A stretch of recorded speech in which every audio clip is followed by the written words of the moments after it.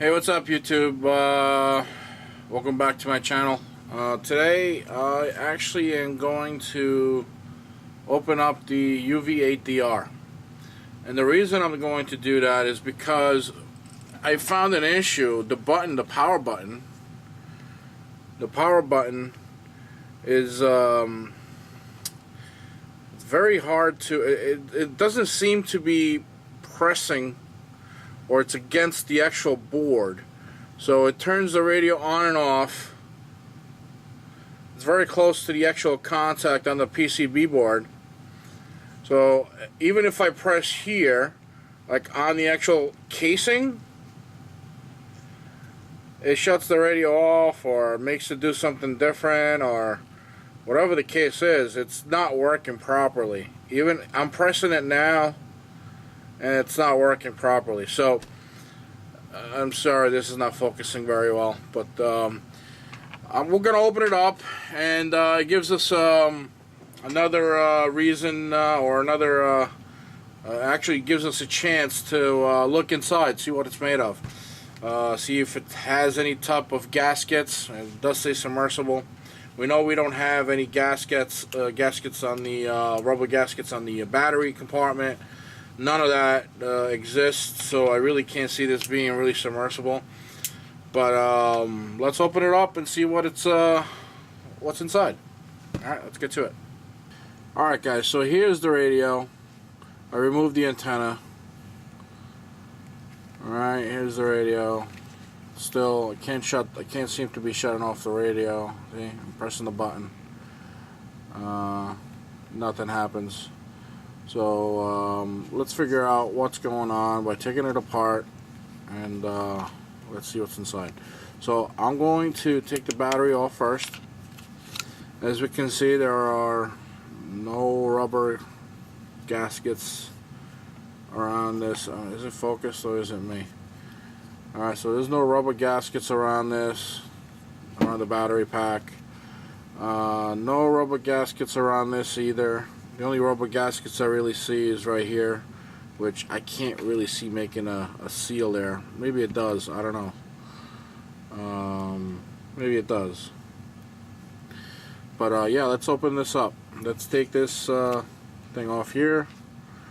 Let's take the channel selector off. Alright, and the way I would probably do it is this way. There's a little notch over here. Turn, there we go. So that comes off. Doesn't have to be, nothing has to be unscrewed here, it doesn't seem. There's only 2 screws from what I see. And these are Torx screws. Don't know the exact size, but they're Torx screws. Okay, so I'm going to unscrew this.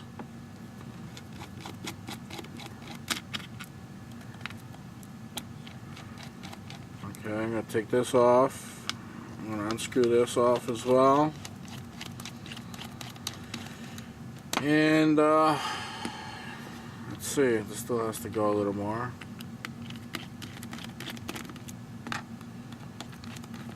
Alright.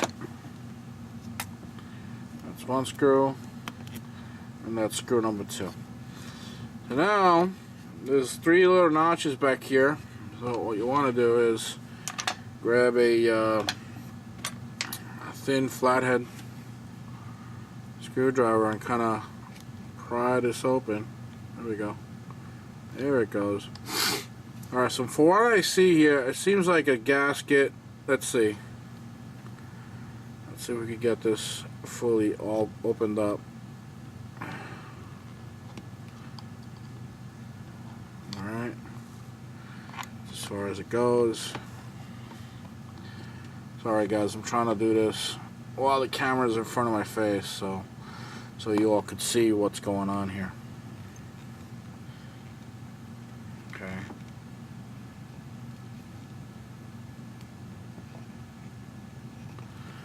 Just be very careful with this. Alright guys, here we go. So from what it looks like, there's a very, very thin rubber gasket here. So there is a gasket. So in some way, it could be a little submersible. I mean, I wouldn't drop this completely in the water, even though it could probably, you know, survive 10 seconds, you know, just in time for you to pick it out and put it in a dry spot or whatever. And I'm sure it could probably withstand some rain and stuff. But let's see what's going on with our button here. Our button is all the way back here, and it seems like the stem is a bit long. All right.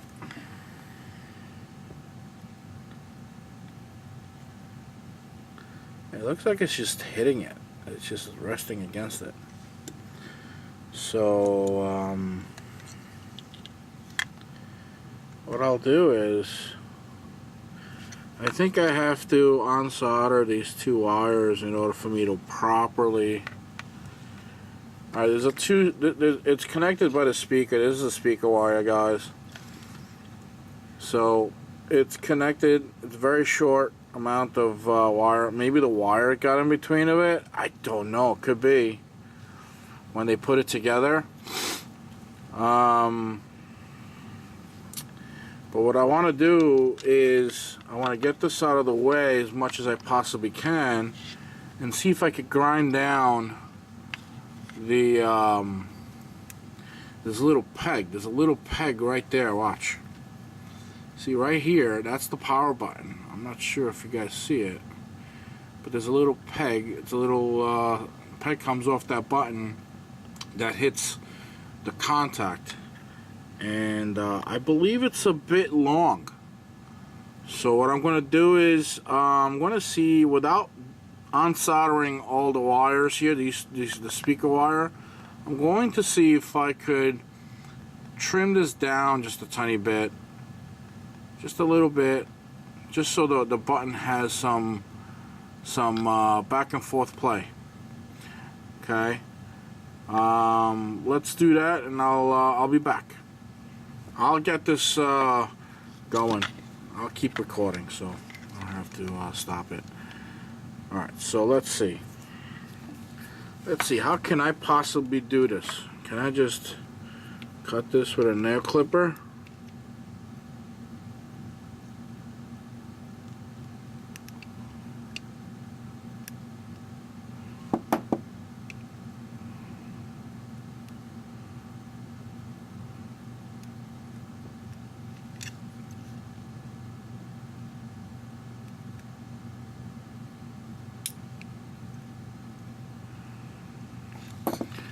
Alright, well, look, I cut it with a nail clipper. It's probably the best way to do it right now. I just don't want to leave a sharp edge on that. So, let's see if I can get a little sandpaper, or a little Dremel sandpaper roll thing. And I'm going to see if I could kind of sand down the it is working. It's working very good, actually. It's working very good. Actually, that's excellent. That is nice. That worked nice. So I'm just sanding down the little peg. The cut kind of left a little bit of a rough edge. I'm just gonna blow out some air. Just blow any of that garbage out, and let's put it together and see if my little repair here worked. So let's see, make sure that the wire is not getting in the way of the power cable. The power cable's up here, so no, it's not getting in the way. Let's get this up and out. It looks like it's getting in the way of other buttons. So this stays here. Okay. I'm gonna go in this way. Well, let's not get that gasket completely removed. Alright. Okay, we're there with the buttons. I just need to fix the gasket. So that's it. Just give it a little pry and it goes right in. Yep. Right there. Yep. Right there. Right there. Looks like it's just kind of extended. Okay, here we go. That goes right there. Goes right there. Yeah, guys, you know, you're gonna make some scratches onto the case, but hey, whatever. It's a $50 radio. I really don't care if it doesn't work anymore.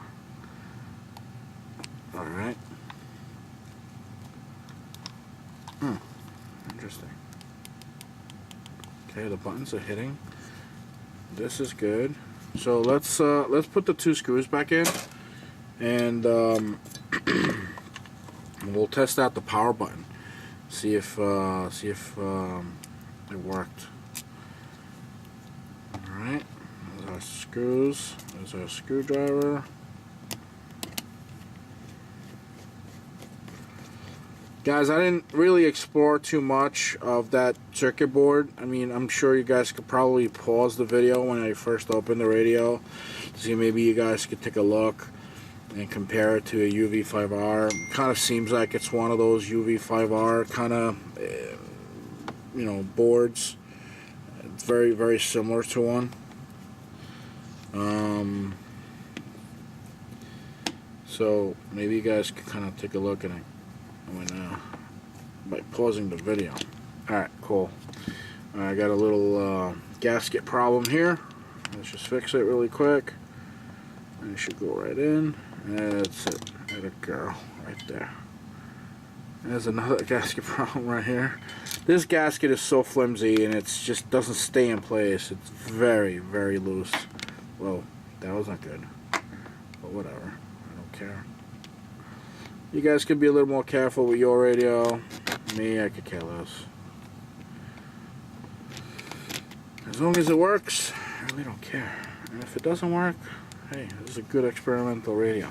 Alright, so let's pop this back in. First of all, it's got a lot more play in the button. So let's see if it works. It may not hit the circuit board. If that's the problem. Oh wait, hold on. It may not hit the circuit board. And if it doesn't hit the circuit board, then it doesn't look like it is. Then I cut too much. Alright? I cut too much. Let me see. Hold on. Yeah. So I cut too much. So that's a problem. So I'm gonna have to put something in the back of that to give it more thickness.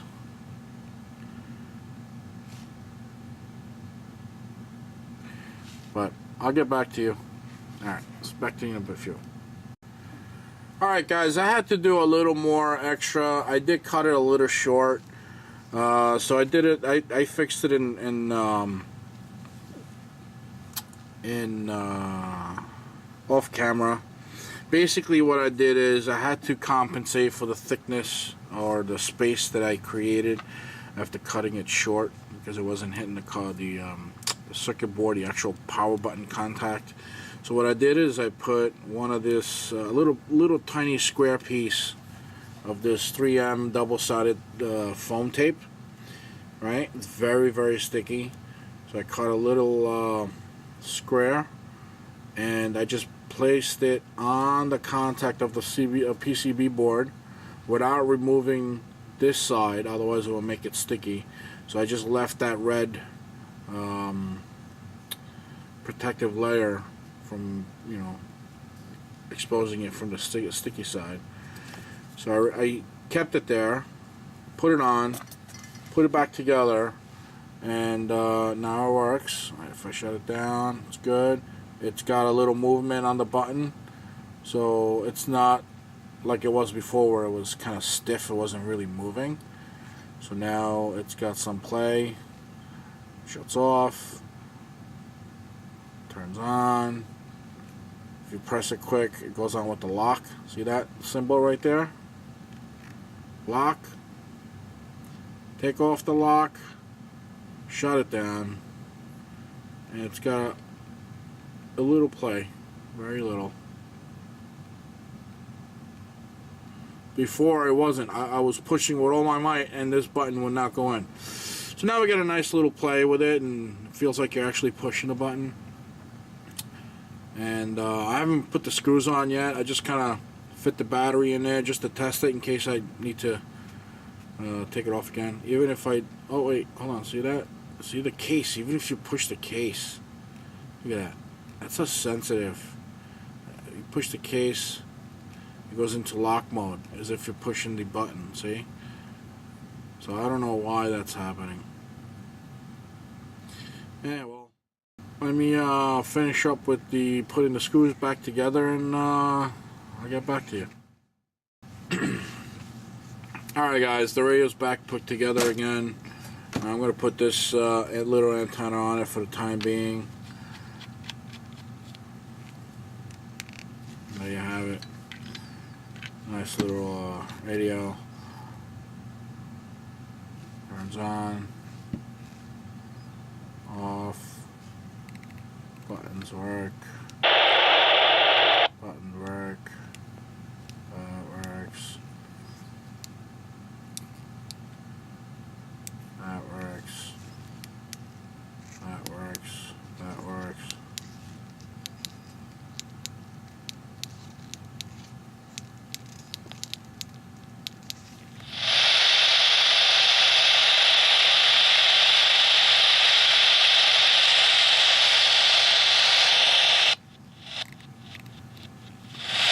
It all works.